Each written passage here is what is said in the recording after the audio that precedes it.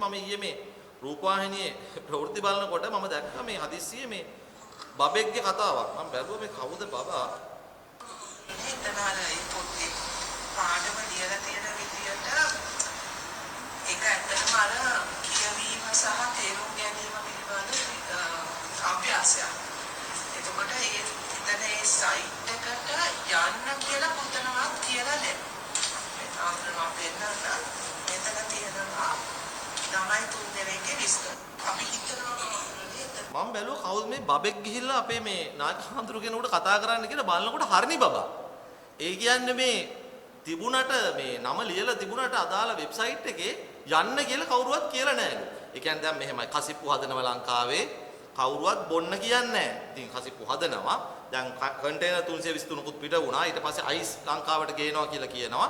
මොකද කවුරුවත් බොන්න කියන්නේ නැහැ. දැන් අපි දන්නවා ප්‍රසිද්ධ ස්ථානවල පොදු වැසිකිලි තියෙනවා. කාන්තා රූපයක් ගහලා දෙනවා, පිරිමි රූපයක් ගහලා දෙනවා. කවුරුත් යන්න කියන්නේ නැහැ. කාන්තාව යනවා කාන්තා වැසිකිළියට, පිරිමි යනවා පිරිමි වැසිකිළියට. මේ කටවල් වලට මම කියන්නේ මොකද්ද අපි කියන්නේ මෙච්චර බොරු. ඒ කියන්නේ තමන් විසින් කරපු වරද වහගන්න දැන් ගිහිල්ලා කියනවා කවුරුත් යන්න කියන්නේ නැහැ කියලා. මේ හරිනි බබා. ඒ කියන්නේ අග්‍රාමාත්‍යතුමිය නැත්නම් මේ අධ්‍යාපන ඇමතිවරිය විදිහට ඉන්න මෙතුමිය බබෙක්. මෙතුමිය බබ්බු වුණාට මේ මෙතුමිය කියන කතාව පිළිගන්න මේ පුන්නක්කුවට බත් එකතු කරලා කන ඊබඩියෝ ඉන්නවනේ දැන් මාලිමාවේ. අන්න ඊබඩියන්ට මේවා කියන්න. අපි කන්නේ ප්‍රෝටීන්. අපි ප්‍රෝටීන් කරන නිසා අපිට මොලේ තියෙනවා. ඒ නිසා අපිට මේ ප්‍රශ්නේ තේරෙනවා. මෙතුමිය පිළිබඳව අපිට කියන්න තියෙන කාරණා මේ ඔබතුමිය අපිට කියන්න ඔබතුමිය මේ රටේ මුදල් අරගෙන විදේශ රටවල් වලින් LGBTQ ප්‍රජාව එහෙම නැත්නම් සමරිසි ප්‍රජාව ප්‍රවර්ධනය කිරීමේ NGO ව්‍යාපෘතියක පඩි සහිතව වැඩ කරේ නැද්ද කියලා. ඒතර කවුද මේ උපදේශක මණ්ඩලයේ විදිහට මේ පොත් හදන්න දාගෙන තියෙන්නේ? අපිට කියන්න කවුද මේ වරද කරේ කියලා. උලපනේ සුමංගල හාමුදුරුවන්ට බුදුබවත් වෙන්න මේ ප්‍රශ්නේ එළියට දැම්මේ නැත්නම් අද වන විට මේ රටේ දරුවෝ කී දහහක් මේ සමලිංග වෙබ් අඩවියට ගිහිල්ලාද? අවුරුදු 10 දරුවෝ. අවුරුදු 10 දවස් ගානේ දරුවෝ. අවුරුදු 11 12 නෙමෙයි. ශිෂ්‍යත්ව ලියලා අම්මලගේ ඇකේ ඉඳලා එළියට ආපු දරුවෝ. මේ දරුවන්ට අද කී දෙනෙක් ගිහිල්ලා මේ වෙබ් අඩවිය බලලාද උලපනේ හාමුදුරුවෝ මේක එළියට දැම්මේ නැත්නම්? ආණ්ඩුවක් රජයක් විසින් දෙන පෙළපොත පිටුවෙන් පිටුවේ බලන්න අපිට උවමනා නැහැ. අපි විශ්වාස කරනවා ආණ්ඩුවක් මේ වගේ බරපතල අසික්කිත වැරදි කරන එකක් නැහැ කියලා. මෙතුමිය මේ වැරද්ද කරලා ඉවර වෙලා දැන් අපිට ඇවිල්ලා hina වෙවි කියනවා අපේ විජිත මහත්මයාටත් විජිත සමා වෙන්න විජිත මහත්මයා තුමා ඇවිල්ලා කියනවා අපි දන්නවා මේ පරීක්ෂණය කවුද කරේ කියන්නේ නැහැ කියලා.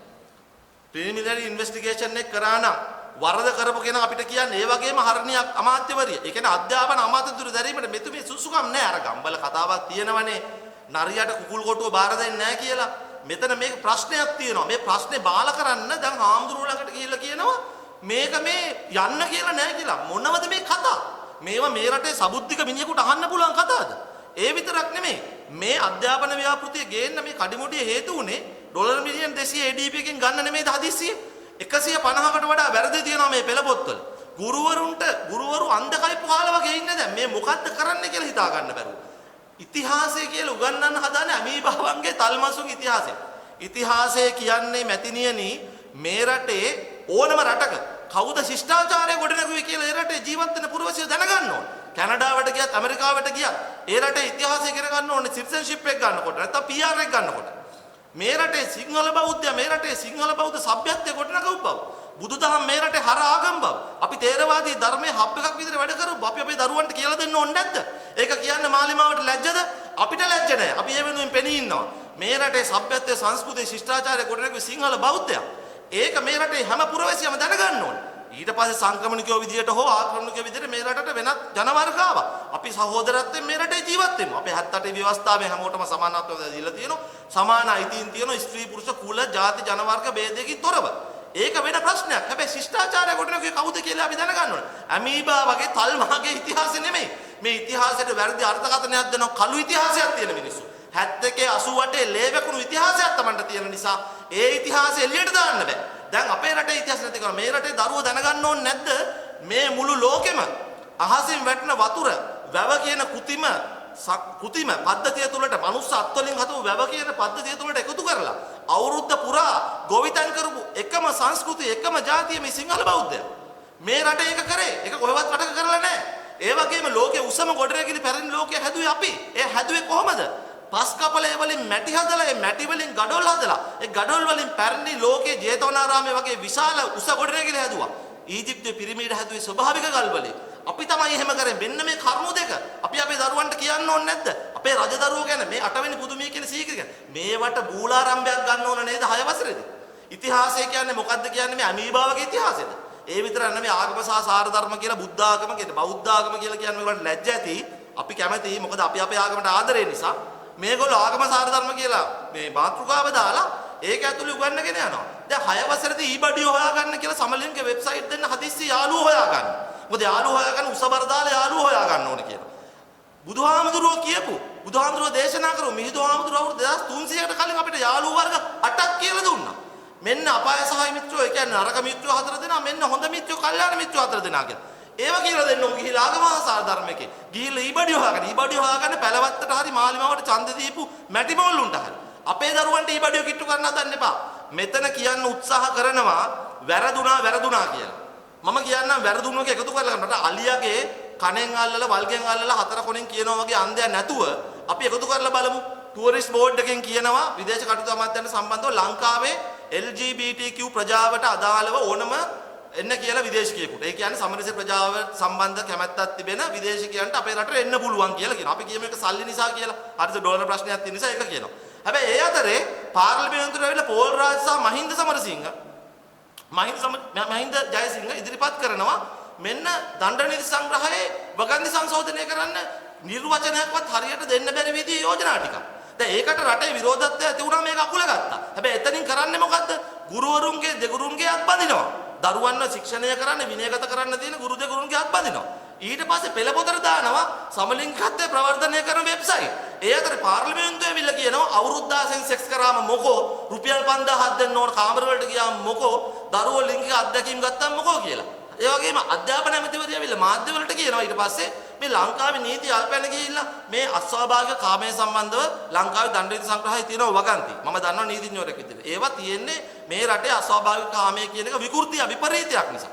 ඒතකොට ඒකට විරුද්ධව වෙලා කියනවා ඒවා යල්පැන ගියපු නීතියව පරණ කාල නීති කියලා. එයාට පේන්නේ මේ ප්‍රශ්නේ විතරයි. ලංකාවේ ඔක්කොම නීති ඉතින් පරණ තමයි. රෝම ලන්දේසි නීතිය රෝම අධිරාජ්‍යත් ආවා. ඊට පස්සේ ලන්දේසි නීතිය ලන්දේසීන් ගෙනාවා. ලන්දේසි රෝම නීතිය ටිකක් ගෙනාවා. ඉංග්‍රීසින් ටිකක් ගෙනාවා. තේසොලාමේ නීතිය තියෙනවා. ඉස්ලාම් නීතිය තියෙනවා. උඩරට නීතිය ඊට පරණයි. එතකොට මේ ඔක්කොම පරණ නීති. ඒ ඔක්කොම පරණ නීති වෙනස් කරලා එහෙනම් අලුත් නීතියක් හදන්න කියන්නේ මොකද 159 පාර්ලිමේන්තුවේ ඉන්නවා. පාර්ලිමේන්තුව ගිනි තියන්න ගිය බැරිස්ටර් කෙනෙක් ඉන්නවා අධිකරණ නැමැති විදියට. හර්ෂණ මහත්තයා එතුමා ගිනි තියන්න කියන්නේ පාර්ලිමේන්තුව. ඒක උත්කර්ෂයෙන් නැකෝ. අර අරගල එක. ඉතින් ඒකල හදන්න අලුත් දෙයක්. අර කුහුල් හොරා කරෙන් දැනීමගේ Taman කැමති කෑල්ල තමයි Tamanට වෙන්නේ. Tamanට ප්‍රශ්නයක් තියෙනවා කියලා. තුමීට ප්‍රශ්නයක් තියෙනවා මේ සමරේසි ප්‍රශ්න ගැන තියෙන දණ්ඩ නීතිය ගැන. මේවා ඒතකොට එකට නෙවෙයි සිද්ධ වෙන්නේ. දැන් මේ රටින් මිනිස්සුන්ට එන්න කියන එක LGBTQ ඕකේ කියලා මෙහෙන් දණ්ඩ නීති සංග්‍රහය සංශෝධනය කරන ගුරු දෙගුරුන්ගේ අත් බැඳලා මේ පැත්තෙන් ඇවිල්ලා පොතවලට දානවා ඊබඩි කියලා හොයාගන්න කියලා මේ පැත්තෙන් ඇවිල්ලා පාර්ලිමේන්තුවේ කියනවා මේ ඔක්කොම එකට නෙවෙන්නේ. මේ රටේ දේශපාලන පක්ෂයක් විදියට සමාජවාදී තරුණ සංගමය තමයි ජනතා විමුක්තියට සම්බන්ධ 2023 ජුනි මාසයේ සමලිංගිකත්වයේ මේ LGBTQ සම්බන්ධව පෙරෙඩ් එක යන්නේ. එරංග ගුණසේකර ලියපු ආටිකල් එකක් තාම තියෙනවා වෙබ්සයිට් එකේ. මේ පක්ෂයට මේක අවශ්‍යයි. අපිට එපා. මේ රටට එපා. මේ රටට ඡන්දෙ දුන්නේ නැහැ නේ තමුන්නාන්සලා ඩෝකීලලා මේ රටේ මිනිස්සු. දැන් කරන්න උත්සාහ කරනවා මේ ඇතිවෙච්ච අපකීර්තිය. සංස්කෘතික වශයෙන් අපකීර්තියක් ඇති වුණා මේ දරුවන්ට මේක දෙන්න ගිහිල්ලා. බලෙන් දෙන්න ගිහිල්ලා. හාමුදුරන්ට අහුුන්නේ නැත්තම් මේක දීලා. ඒකට වගකීමක් නැහැ. දැන් තමන් හොයාගත්තා වගේ තමන් ඇවිල්ලා කියනවා මේක අපි නිකන්ලු දැම්මේ. ඊට පස්සේ දිට්වා සුලිකුණාටුවෙන් අර කිව්වා වගේ මේ රටේ මේ සුලිකුණාටුව කළමනාකරණය කරලා ජීවිත බේරගන්න තිබුණු ජීවිත ඒ කළමනාකරණය කරගන්න බැරුණා. සුලිකුණාටුව නවත්තන්න බෑ. හැබැයි ආණ්ඩුවට සබුද්ධ ලෙස වැඩ කරන්න තිබුණා. දැන් මේ දෙකෙන් ඇතුණු අපකීර්තිය බේරගන්න හදන්නේ කොහොමද? 28 වෙනිදා රනිල් වික්‍රමසිංහ මහත්මයාගේ නඩුව එනවා. අන්න ඔහු සිරගත කරලා නැවතර වෛරී දේශපාලනය තුරේ අපි දඬුවමක් දුන්නා කියලා නැවත මේක චූන් කරන්නයි හදන්නේ. අපිට තියෙන තොරතුරු අනුව CID එකේ දැන් ඉන්නේ අපි දන්නා ප්‍රධානියා කවුද? ශානා බේසේකර මහත්මයා. එතුමා මාලිමාවේ වේදිකාවේ ඡන්දෙ ඉල්ලන්නේ ඊට මහත්තයෙක්. එතුමා තමයි මාලිමාවේ වේදිකාවේ මාලිමාව වෙනුවෙන් කැම්පේන් එක තුල හිටපු මහත්මයෙක්. එතුමා මොකක් හරි සංසදයක් හදන් ඉන්නේ නැති. හැබැයි ඡන්ද දෙන්න කිව්ව මාලිමාවටනේ ඒක අඟ වෙන්න වැඩ කරා. දැන් නීතිපති දෙපාර්තමේන්තුවෙන් දන්වලා තිබෙනවා CID එකට දැන්නුවා විශේෂයෙන්ම අපදීප අවස්ථාවල මහත්මයාට බ්‍රිතාන්‍යයට ගිහිල්ලා බ්‍රිතාන්‍ය නීති නිලධාරීන් සමග සම්බන්ධ වෙලා මේ සම්බන්ධ විමර්ශනයට අවශ්‍ය කරුණු ගේන්න කියලා. නමුත් අපිට තිබෙන තොරතුරු අපිට කියන්න සාධාරණ විමර්ශනයක් වෙනවද? අදාළ විශ්වවිද්‍යාලයට ගිහිල්ලා උල්හැම්ප්ටන් විශ්වවිද්‍යාලයට ගිහිල්ලා ආරාධනා පත්‍ර ඉන්විටේෂන් එක පෞද්ගලික වේවපේකත් රනිල් වික්‍රමසිංහ මහත්මයාට රාජ්‍ය නායකයා විදිහට වේවපේකක්ද කියලා හොයන්න ඕන. මේ සඳහා ස්වාධීන පරීක්ෂණයක් වෙන්න ඕන. එතකොට අපේ රටෙන් ගියපු බ්‍රිතාන්‍ය නීති නිලධාරීන් සමග සම්බන්ධ වෙන්න අවශ්‍ය අපේ අපරාධ පරීක්ෂණ දෙපාර්තමේන්තුවේ කණ්ඩායම ඒ අදාළ ප්‍රොසෙස් එකට ගියාද? එක තමයි අභ්‍යන්තර ඒ කියන්නේ අන්‍යෝන්‍ය නීති සහයෝගිතාවක් තියෙනවා. අපි කියනවා mutual legal assistance එකක්. ඒ කියන්නේ අභ්‍යන්තර නීති සහයෝගිතාවක් හදාගන්න නීතිපති දෙපාර්තමේන්තුව හරහා. නීතිපතිතුමා මේක තරේ නියෝජ්‍ය සොලිසිටර් ජෙනරාල්වරයා හරහා දැනුම් දීලා තියෙනවා CID එකට. එතකොට අපිට දින තොරතුරු අනුව මහා කොමසාරිස්වරයෙක්ගෙන් බ්‍රිතාන්‍යයට ගිහිල්ලා තොරතුරු අන්දර මහා කොමසාරිස්වරයෙක් කියන්නේ මේ රටේ ජනාධිපතිතුමාගේ නියෝජනය. හොරාගේ අම්මගෙන් පේනවා වගේ. තුමීගේ ප්‍රකාශ අපිට වැඩක් නැහැ. තුමී කොහොමද රස්සාව වෙතන තියාගන්න අනුරු කුමාර මහත්තයාට ඕන දේ කියන්න එපා. කරුණාකර විශ්වවිද්‍යාලයෙන් ගිහලා හොයලා බලන්න. විශ්වවිද්‍යාලයෙන් හොයලා බලන්න ඉන්විටේෂන් එක කාටද යවුවේ කියලා. ඒ නිසා ආණ්ඩුව හත් පොලේ තව පොළවල් 25ක 30ක ගාගෙන හාමුදුරුවෝ ළඟට ගිහිල්ලා බොරු කිය හාමුදුරුවෝ ළඟට ගිහිල්ලා මල්වතු වස්කීරියට ගිහිල්ලා බොරු කිය මේ පැත්තෙන් මේ අදහස වෙන තැනකට හරවන්න ජනතා විරෝධය වෙන තැනකට හරවන්න දැන් රනිල් වික්‍රමසිංහ මහත්මයාට අච්චු කරන්න හදනවා වැරදි පරීක්ෂණයක්. ඒ නිසා අපි බලාගෙන ඉන්නේ එහෙම කරලා මැච් එකක් ගහන්න සූදානම් වෙනවද කියලා මේ ඇතුළේ වෙච්ච අපකීර්තිය වහගන්න. ඒ නිසා කවුද මේ වෙලපොතට මේ කුණුහරුප දැම්මේ? කිරි දරුවන්ට කවුද මේක දැම්මේ අපිට දැනගන්න ඕන. අධ්‍යාපන අමාත්‍යවරිය ඉල්ලාස් වෙන්න ඕන.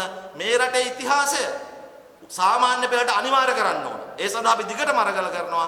ඒ වගේම මේ රටේ මේ සමරිසි ප්‍රජාව සම්බන්ධව අපිට විරෝධයක් නැහැ. හැබැයි ආණ්ඩුව එක උත්කර්ෂයට නගලා වැඩ කරනවා නම් අපේ දරුවන්ට එක ගේන්න ඉඩ දෙන්නේ නැහැ. වටවල තේකොළ ඇඩ් එක ආපලාවෙත් අපි කිව්වා දරුවන්ට ඉන්න දෙන්න ඕගොල්ලොන්ගේ පෞද්ගලික දේවල් ඇඳක් උඩ කරගන්න කියලා. බොහොම ස්තුතියි.